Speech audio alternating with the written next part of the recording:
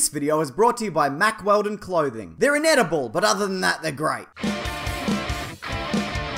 Star Wars The Last Jedi has a brand new trailer. Only the second, if you can believe that, which is weird seeing as the movie is only a couple months out. So as always, we're going to break down all the Easter eggs and references and things potentially missed. Bear in mind though, Rian Johnson has warned fans about spoilers. A lot of this is speculation, but I just wanted to throw that out there. So we're going to be looking at some locations, story points, theories about Kylo Ren and Rey, dental hygiene, not a joke, cameos, and a whole lot of other stuff. Also in this video, I want to tackle some popular Star Wars plot holes from across the saga in an attempt to try and solve them. Because why not? I'm not doing anything else right now, and I'm banking on the fact that if you're on YouTube, that may also apply to you. Right.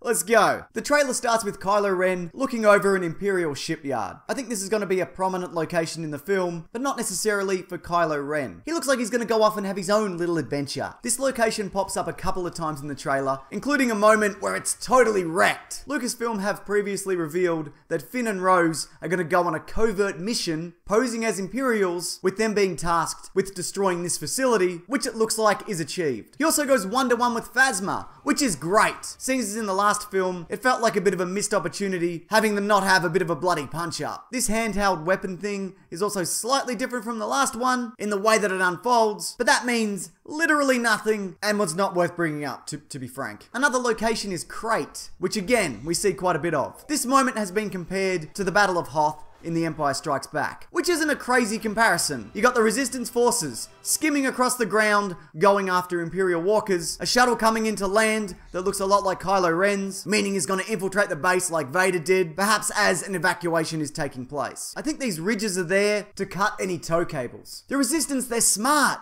They learn. Sure, they built 3 Death Stars, which were destroyed in more or less the same way, but at least their big walking metal dogs won't be falling over so much anymore. We also see some blast doors being lowered, probably in preparation for the battle, and I think Chewie is going to be piloting the Millennium Falcon through the mines of this planet. The description of Crait is, it's a former rebel base, repurposed decades later for the Resistance. Its past is going to be explored in the comic Storms of Crait, set for release on December 27th. Anyways, it's covered in a thick crust of white salt, which houses a red mineral base, which is all the ingredients you need for one of those bath bombs that people love, but I think are weird and gross. What are you, too good for soap with your bath bombs? Get out of here. Right, let's do a plot hole. This one I've seen come up quite a bit lately. That being, what the hell was Luke's plan when infiltrating Jabba's palace? So the sequence of events is this. Send in Lando to look about, send in the droids for forced servitude, send in Leia and Chewie to be imprisoned, send himself in to get captured, and everyone else executed, ...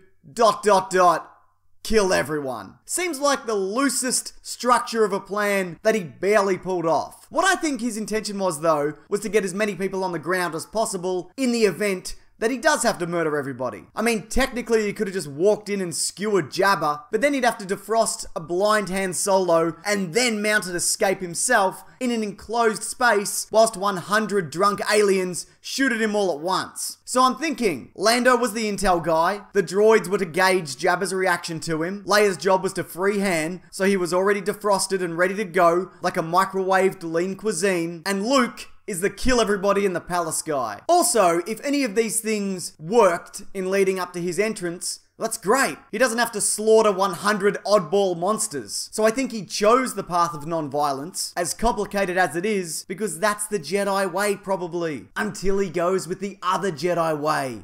Dismemberment and slaughter. Kylo Ren has returned because he's a character in Star Wars. And he seems even more conflicted than he was in the last movie. Reluctant to even shoot his own mother, which is just pathetic. This reaction though, it's kind of understandable, especially if you've read the adaptation of The Force Awakens. It highlights that Snoke told Kylo Ren something like, hey look, if you kill your father, you'll be free of the past, and you'll feel even stronger than ever. But in fact, as soon as he does kill his father, he feels weaker and drained, and then he gets shot. It's the opposite of what he thought would happen. There's also this behind the scenes footage from Star Wars Celebration that sees him clashing with somebody. I think these are the new Imperial Guard, now called the Elite Praetorian Guard. They're apparently more samurai-like and were designed not just to stand around, but to actually fight. It looks like they'll be set on Kylo Ren by Snoke, or maybe he lashes out at them. I mean, you can see him in the background here when he's going for his lightsaber. In the past, I thought there's no redeeming Kylo Ren until perhaps the very end, probably in death, because he on-screen murdered Han Solo. But this trailer already hints at him turning back to the light side. I don't know whether this is going to be the case, but him destroying his mask and showing his face adds more humanity to the character, even if that's not what he's going for, in the same way that it did Vader when he removed his mask. See, now you can see all these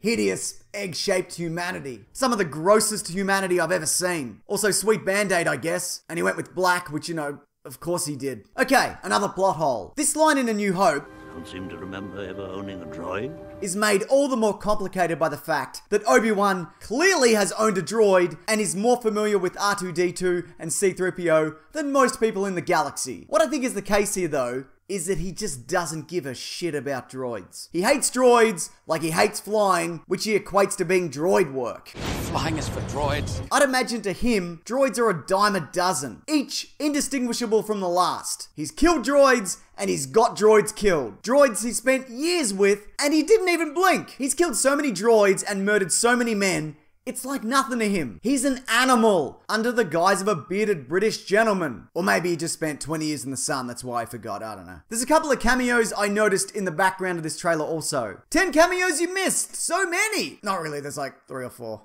Maybe. We got some bloody Admiral Akbars milling about in the background. Yeah, this species, they're not called Admiral Akbars, but I feel that Star Wars fans, they're generally not too pedantic about the names and races of aliens and stuff like that. I seriously doubt I'll get a single comment correcting me. I'm fairly certain this is Billy Lord, Carrie Fisher's real-life daughter, who also made an appearance in The Force Awakens. And this one's a bit of a stretch, but I think this might be Gareth Edwards, the director, well, allegedly, of Rogue One. Star Wars directors have cameoed in Star Wars films before. George Lucas was in Revenge of the Sith, J.J. Abrams sung in that bar scene from Episode 7. Lord and Miller, 2 of the 3 directors of the Han Solo film, were supposed to cameo in Rogue One, but couldn't make it happen. And Gareth Edwards is one of these guys in that same film. Also, we get some ship cameos. What looks like a redesign of the transport from Empire Strikes Back and the medical frigate. Here's a weird plot hole. Why didn't Obi-Wan change the name of Luke Skywalker to literally anything other than Luke Skywalker to keep him safe? He could have called him Luke Cheesemaker. Not as cool, but safer. Safer? Look, I have no answers here. Other than Vader thought he had no children, so why would he go looking for one? You know what, screw this, I'm doing a different plot hole. Obi-Wan says in the original trilogy that he was trained by Master Yoda, and yet there's an entire movie dedicated to the fact that Qui-Gon is the one laying down vague, condescending, and incorrect advice to his student whose haircut I'm fairly certain amounts to a Jedi Master prank. But if you take this scene from Attack of the Clones, then it indicates that probably all Jedi children take at least one class with Yoda. Obi-Wan was most likely no different. So I guess technically, yeah, he was trained by Yoda. Still, there's a big difference between acting as a person's apprentice for 10 years and taking a 40-minute stick-swinging class once a week. Mack Weldon are a quality clothing company. Oh yeah, I'm doing an ad. I need and want the money. There's no pretense here, that's just it. They have sweet looking hoodies, underwear, undershirts, t-shirts, polos, socks, sweats, which are all famously antimicrobial, which basically means you can wear them all day and they stay fresh somehow. I don't understand it, but it's amazing. They also fit really well, they look good, I genuinely love their t-shirts. No word of a lie, I got about 6 of them. So if you like clothing that's not terrible, maybe check them out by visiting mackweldon.com and use the offer code Mr. Sunday Movies for 20% off your purchase. All of that is linked below. Okay, we get a bit more of that flashback that we saw in the last trailer, where the new Jedi Temple is burnt to the ground, and Luke looks like he's left for dead. His reluctance to train Rey obviously extends from him being emotionally and also physically crushed from his experience training Ben Solo. Also, what's this symbol? I threw it out there on Twitter, but nobody seems to know for sure. I also ran an extensive critical analysis. Is it the Jedi symbol? Is it some sort of Force yin and yang situation? But the conclusion I eventually reached is that it's probably not important, or it is important, and I I just don't know. What do you want from me? It seems like though, even with Luke and Rey going off planet, he's never 100% on board with them hanging out together. Whereas with Rey, she just wants some guidance and perhaps some answers as to who she is. Also, this sequence in the rain, it looks like a similar location to that Force vision Rey had in the last movie. I'm wondering if that was actually a look ahead and not a look back. Or, I don't know. Okay, this plot hole is somewhat complicated. That being the timeline of Empire Strikes Back. Luke and his X-Wing, and Han, Leia, Chewie, 3PO in the Millennium Falcon leave Hoth at the same time. Luke trains with Yoda, and the others get in a bit of a bloody space fight with the Empire. Then they arrive on Bespin, shortly followed by Luke, who appears to have advanced his Jedi training significantly, despite this whole sequence appearing to have taken place over a few days to a week at best. Now, putting aside the fact that Luke is probably a fast learner, some people are, I mean, Rey managed to master the Force in a matter of hours, we can also assume that more time passed in this movie than is indicated. The Millennium Falcon had to travel to Bespin on a sublight drive, or potentially a slower backup hyperdrive, meaning it could have taken them months to reach Bespin. Plus, we don't know how long they were there before Lando set up that awkward dinner with Vader. It's weird that they still put food out. I mean, they didn't sit down and have this meal, right? What are they having here? Brown rocks? Seems no good. So let's just assume that the correct amount of time passed for Luke to become as skilled as he was between the Millennium Falcon's travels from Hoth to Bespin. Definitively. How about this for a thing you may or may not have missed? Recently, it was floated to me that Rey's fight stance is similar to that of the Emperor. So maybe there's something in that, or maybe she's a Kenobi, or maybe she's a Skywalker, or maybe she's a Snoke. Who knows? I don't know. I'm sure they'll tell us, or they won't. I don't care anymore. Either way, I think her quest for answers and guidance will have Kylo Ren lead her right to Snoke. Seems as Luke is being a real shit bloke about everything. This line at the start.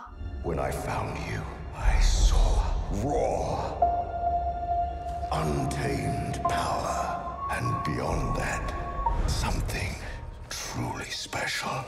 I feel that can be applied to either Kylo Ren or Rey, as Snoke could be looking for another apprentice. Again, in the Force Awakens book, when Rey is contemplating killing Kylo Ren, Snoke gets in her head and is all, hey, why don't you bloody kill him and hang out with me for a bit? So when Rey is taken to Snoke, or chooses to meet with him, either genuinely or just to catch him off guard and hit him in the side of the head with a rock, he then tries to break her in the same way the Emperor did to Luke. I think this sequence, though, is going to end up with somebody stepping in, Kylo Ren or Luke, because he's had a change of heart. One thing's for sure though, this will be a Star Wars movie. And initially, everybody will probably be really on board with it until shortly after its release, and then everybody will suddenly turn on the film and blame Disney for ruining the franchise and talk about how everything was so much better before the expanded universe was dissolved, and that they should make Crystal Star canon again. You know, the one with space centaurs or whatever. Look, I haven't read it. Alright, this last plot hole, it's a quick fix. The high ground thing. So in Revenge of the Sith, Obi-Wan's like, hey, don't jump over me, I have the high ground. And Anakin's like,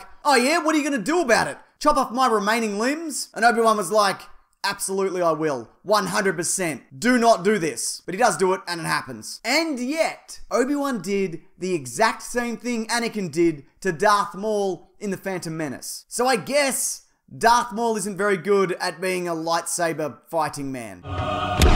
I mean, he is inexperienced, he's just an apprentice. And look, if I was Darth Maul, I would consider this an impossible feat, even for a Jedi. It wouldn't even cross my mind that this was gonna happen. But still, you shouldn't have gloated so much, you deserve this. What are you doing? Oh, one last thing. Chewie needs to brush his teeth. That plaque build-up is unacceptable. Look, we've all let the no pants thing slide for a really long time, but poor dental hygiene is where I draw the line. Alright, that'll do it. Now I got a question for you guys. Is there anything from this trailer of note that I've missed, or a Star Wars plot hole that you'd like to mention, or even a plot hole fix? You can fix other people's plot holes if you want in the comments. Do whatever you want. It's a free YouTube space.